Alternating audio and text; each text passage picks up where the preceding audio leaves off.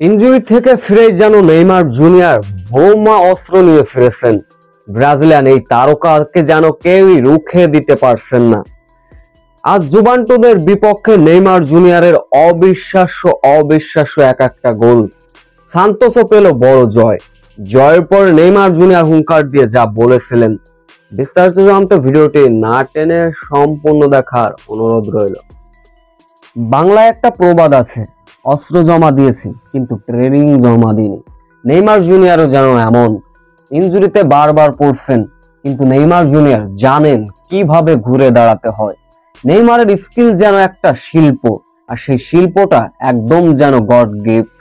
Injury থেকে ফিরে যেন নেইমার জুনিয়র সান্তোসের হয়ে একের পর এক অবিশ্বাস্য ম্যাচ খেলছেন, স্কিলের জাদুর প্রদর্শন করছেন। তারই ব্যতিক্রম ঘটল না আজকে জুভেন্টাসের বিপক্ষে। ম্যাচের শুরুতে অবশ্য সান্তোস আধিপত্য দেখিয়েছেন, সেখানে নেইমার জুনিয়র যেন ব্যতিক্রম ছিলেন না।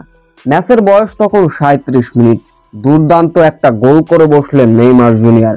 বাঁ সাইড থেকে সান্তোসের প্লেয়ারের অ্যাসিস্ট, সেখান থেকে দুর্দান্ত একটা গোল করে বসলেন নেইমার জুনিয়র।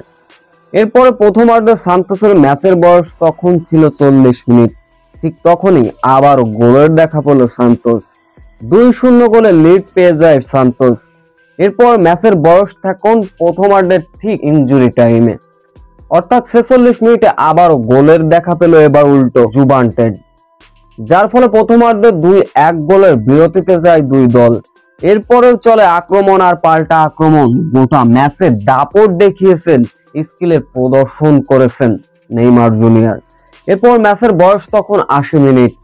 সান্তোসের ফুটবলারকে অবৈধভাবে বাধা দিলে প্লান্টি পেয়ে যায় সান্তোস। সেই প্লান্টিতে অবিশ্বাস্য এক গোল করলেন নেইমার জুনিয়র।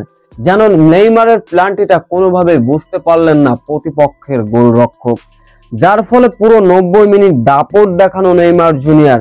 সান্তোসও অবশ্য জয় পেয়েছে 3-1 গোলের ব্যবধানে। এদিন জয়ের পরে নেইমার জুনিয়র কথা বলেছেন। তিনি বলেছেন, আমি হয়তোবা ইনজুরিতে বারবার পড়তে পারি, কিন্তু খেলাটা আমার মনের ভিতর আছে। আমি স্কিলটাকে প্রদর্শন করতে ভালোবাসি। হয়তো বিশ্বকাপের আগে আমি নিজেকে ভয়ঙ্কর রূপে ফেরাবো।